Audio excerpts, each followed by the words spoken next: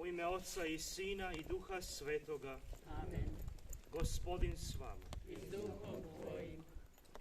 Stojimo na ovom mjestu ispunjeni ponosom i zahvalnošću za naše hrvatske, za naše bjelovarske branitelje.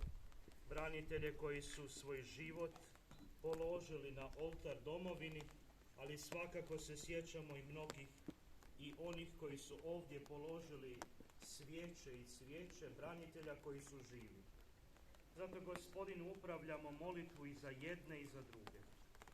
Obraćamo ti se, Gospodine, iz dubine srca i duša za sve naše branitelje, koji su bili spremni žrtvovati svoje najbolje i svoj život, braneći svoje ognjište i svoju domovinu, žrtvujući svoju mladost, svoje tjelesno i duševno zdravlje, svoje živote. Ti nas, Gospodine, svakog poznaješ po imenu, znaš naše potrebe duhovne i tjelesne. Molimo te za svakog pojedinog branitelja. One koji su živi, udjeli im svoj mir. Neka pronađu put k tebi. Raširi svoje ruke i zagrli, otvori svoje milostivo srce i obriši suze, gorčinu i razočaranja koje doživljavaju ili u našem društvu ili u ovoj domovini.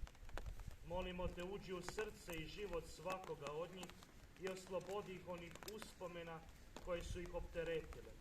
U svaki kutak njihova srca unesi svoju ljubav, rasprši tamu svojim svjetlom. Gdje god u njima otkriješ svoje ranjeno dijete, blago ih dotakni, izliječi i oslobodi. Pokloni im novo srce i nov život, otvori njihove oči da osjete tvoju zaštitu i tvoju snažnu ruku uza se. Obnovi njihovo povjerenje i daruj im snage da se hrabro suoče sa svim poteškoćama i radostima u ovome svijetu.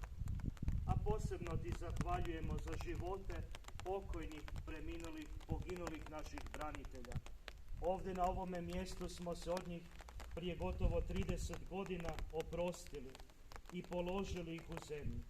Daruj, Gospodine, da počivaju u miru. Sve ono za što su se borili i što su nam stekli slobodu, neka i nama da smjelosti da izgrađujemo naše društvo i našu domovinu.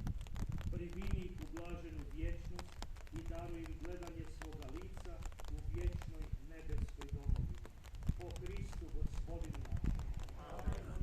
Zdravo Marijo, Milosti puna, Gospodin s tobom, blagoslovljena ti među ženama i blagoslovljen plod utrobe tvoje, Isus. Sveta Marijo, Majko Božja, moli za nas griješnike, sada i na času smrti naše. Amen. pokoj vječni daruj im, Gospodine.